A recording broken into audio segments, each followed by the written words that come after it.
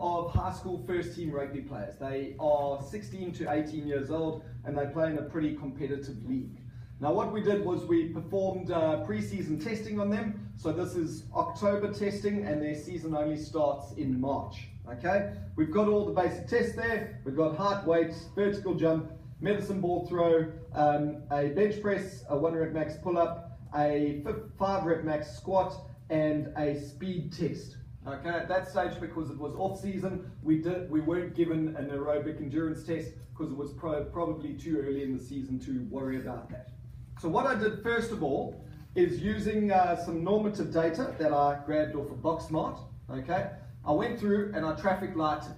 Okay, so I just used a very simple classification system. Red means it's not good, green means it's better than average. Okay, and what you'll see is that I felt there were a couple of areas where they were underpowered. Okay, so all of these are strength to weight ratios and all of the red numbers come out in strength to weight. So what that's saying to us is that maybe the absolute numbers that they could push were reasonable, but when you start normalizing that to body weight, they weren't very strong at all. So one of the main thrusts within this training program was to improve strength abilities. All right, so how did I do that? I realized that within the group, there were still different groups of athletes. So I sorted them into buckets.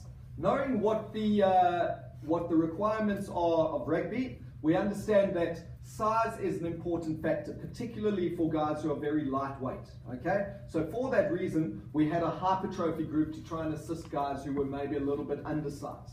Okay, we also, because we understand that strength and force production is so important for rugby, we had a strength group for those guys who were underpowered. So those were my two big catch-alls. Either you weren't big enough or you weren't strong enough.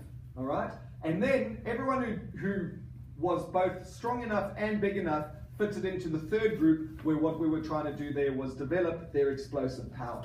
All right, so how do we go about doing this? In off-season, because of the constraints of the organization I was working in, they had no formal training. They were only allowed to do gym sessions. Okay, so what we did was we did 4 gym sessions per week, all with differing emphasis. So this is what some of those training programs looked like. Okay, and this is an individual session for each. So for the strength guys, what we were doing is sets working down to 6 reps in many cases, as well as still maintaining a little bit of volume. And these weights corresponded to, we started at 70% 1 rep maximum and we worked them up to 90% of 1 rep maximum over the course of the training program.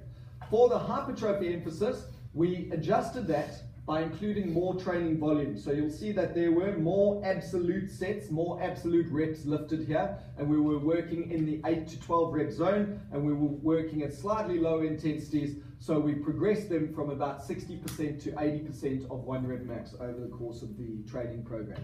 All right. For the power emphasis group, we then had a few more power emphasis exercises, like power cleans, snatches, one-arm snatches, and explosive squat jumps. All right, what you'll see is that in this group there were much lower sets and reps, so the absolute volume was less, but the absolute intensity was higher. They started out at 80%, and we tried to progress them to 95% of their 1 rep max. All right, following that phase, we then needed to transfer them into pre-season. All right. This corresponded with the introduction of on-season or on-field training. Okay, so we had a couple of training goals during this phase. The number 1 goal was to try and maintain the speed, strength, and power developed during the off-season. So we wanted to stay in the gym. At the same time, we then had that concurrent training problem where we were trying to develop aerobic endurance at the same time as trying to develop strength. Okay, but because they hadn't run for a period of about 4 months, it was important for us to start running and developing some endurance abilities. Okay, so what we did was we designed a couple of new buckets. Okay, we created a pre-habilitation rehabilitation group. Okay, so that was for guys with injury histories that we wanted to try and address to make sure that they were able to stay on the field and able to cope with these additional demands of more training volume. We had a metabolic group which essentially was, for want of a better word, the fat club, okay, for guys who were carrying too much body fat, and we needed to reduce their body fat so that we could make them effective on the field. And then we had that same bucket as before, which was the strength power group, which was the guys who didn't have any other major problems. We wanted them to continue along that path. All right, so what did this look like? All right, here's a week plan for us. And as you can see, we did, on Monday mornings, we had a gym session focusing on the lower body, followed by a high intensity endurance, high intensity interval training session, CrossFit, but for want of a better name. Then we had an on-field conditioning session Tuesday mornings.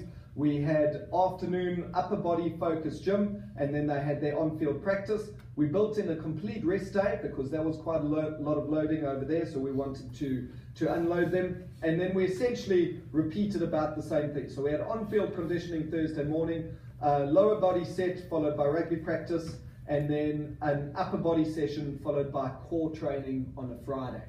Okay. What we also did, because these guys were participating in multiple sports, because they were schoolboys and they had other things that they had to participate in, what we said is that if they had a hard sprint session for athletics or water polo, they could drop out of a conditioning session. If they bowled 10 overs in a game, they could drop out of a conditioning session. Or if they did something else, they were required to do something else in another sport, and they felt that was sufficiently tough to get a conditioning response from, then they could come and discuss with me and we'd drop them out of the session. So that was a little bit of individualization to make sure that we weren't overloading any of our athletes. All right, what did our conditioning sessions look like? As you know, we were going twice a week. So what we did was an aerobic-based session where we did shuttle runs early in the day. You'll see that we progressed the volume, high volume, lower intensity in the beginning. So we were doing 2 minutes followed by 8 minutes of active recovery. And then we progressed that week on week by decreasing the amount of run time but increasing the speed of the runs. And then on the Thursday there was a more high velocity stimulus, so we were doing things like hill sprints and repeat sprints. When we transferred to the in-season, once again, our training emphasis shifted, okay? The first most important thing then became the play and practice demands, okay? So our role as strength and conditioning coach shifted from being the boss and telling the coach what they needed to do to get ready for the season to allowing the coach to be the boss and you supporting him to make sure that his players remain ready, okay? So once again, we shifted into a maintenance focus, so we wanted to not lose any of our gains in off-season and pre-season, all right? But we also wanted to ensure adequate recovery in between sessions, and we wanted to make sure that our player monitoring was very, very good so that we could keep track of fatigue levels and maybe intervene if a player was overdoing it. All right, so what we did was we took our season plan, okay, and we worked out where our hardest games would be and where our easiest games would be, and we applied what wasn't a very linear periodization program, more like an undulating periodization program. All right, so what you'd see that we have is periods with increasing load where it's medium and hard weeks, and then a recovery period of a light week, a couple of light weeks, and then grow it up again, and then grow it up again, an undulating program. So what I've got here is an example of what a light week might look like. And I'm sorry if that hasn't come across too well, but in a light week, we'd be targeting a grand total of 515 minutes. So that's just short of 10 hours on the field, and we've split that up into 60 minutes of very light activity, 270 minutes of medium activity, and 205 minutes of hard activity. Okay, we would change those ratios in the medium and harder weeks. The hard week was very hard on intensity, but not too different in terms of volume, whereas the medium week had quite a lot more volume in it, but not too different intensity. All right, so just a couple of examples of what we would be doing there. Aerobic conditioning for 30 minutes early in the week, your typical flush out session to try and maintain aerobic conditioning and fitness. Moving into rugby practice thereafter. On a Tuesday, we would do a gym session. Because of the fact that this was a light week, we didn't want any major joint loading, so we decided to use elastic training rather than actual heavy weights. And then they moved into long-term rugby practice. On a Wednesday, we had a training contact session, but what we tried to do was limit the length of this. So although it looks like big blocks over there, that's only 60 minutes of training. All right.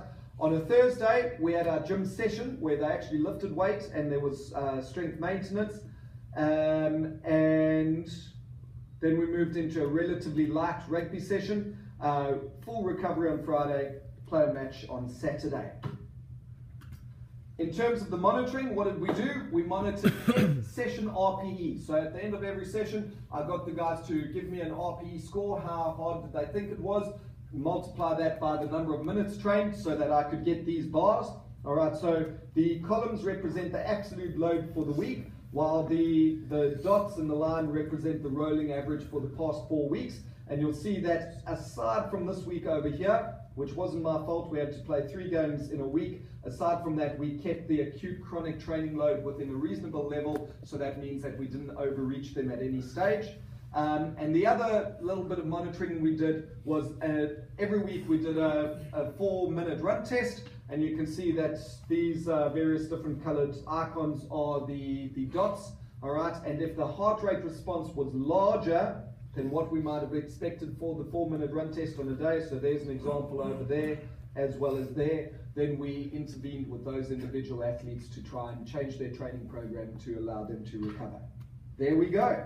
And I'll just check my time. Okay, 30 seconds over.